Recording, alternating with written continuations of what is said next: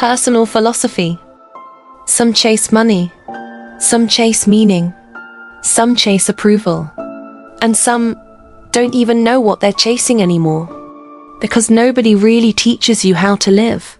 They teach you mathematics, history, science, how to obey systems, how to survive expectations. But almost nobody teaches you the most important thing: how to build a philosophy for your own existence. And without one, life becomes random. You drift between opinions. You absorb beliefs from social media. You inherit fears from your environment. You live by emotional impulse instead of conscious direction. A personal philosophy changes that. It becomes your internal compass, the invisible architecture behind every decision you make. Most people think philosophy is abstract. Ancient books, complex words, old thinkers debating impossible questions. But philosophy becomes real the moment life hurts. When betrayal forces you to define trust. When failure forces you to define success. When loneliness forces you to define love. When suffering forces you to ask, what actually matters? That question changes everything. Because eventually, every human being creates a philosophy, even unconsciously. Some believe life is competition. Some believe life is service. Some believe happiness is the goal. Others believe growth is. Some spend their entire lives trying to impress strangers. Others spend theirs trying to understand themselves. Your philosophy determines your reality, not because it changes the world, but because it changes how you interpret the world. An interpretation shapes experience. Different lives, different philosophies. One person wakes up asking, how do I get ahead? Another wakes up asking, how do I stay at peace? The question you repeatedly ask yourself becomes the direction of your life. That's why personal philosophy matters. It filters chaos.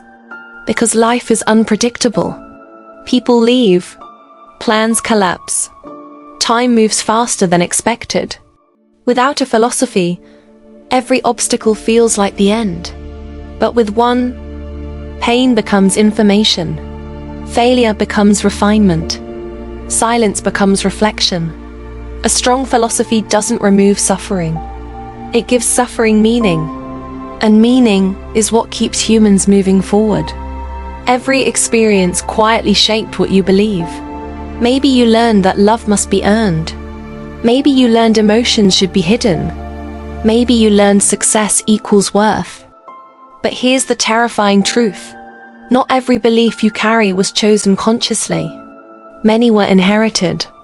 From parents, from culture, from pain, from survival.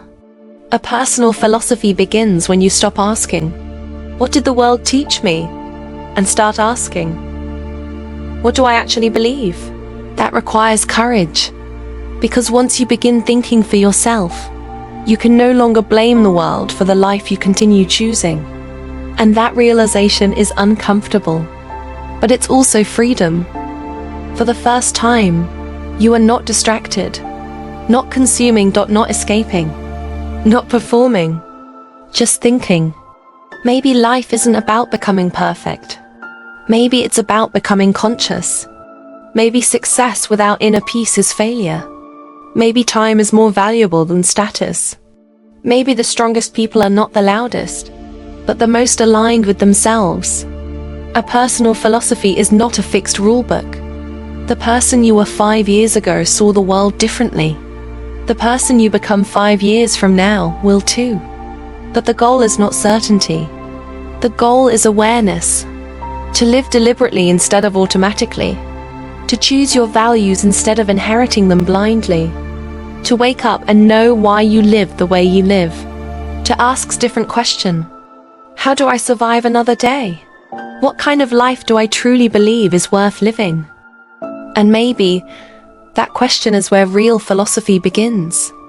Not in books, not in classrooms, but in the quiet moment when a human being decides to think deeply about their own existence.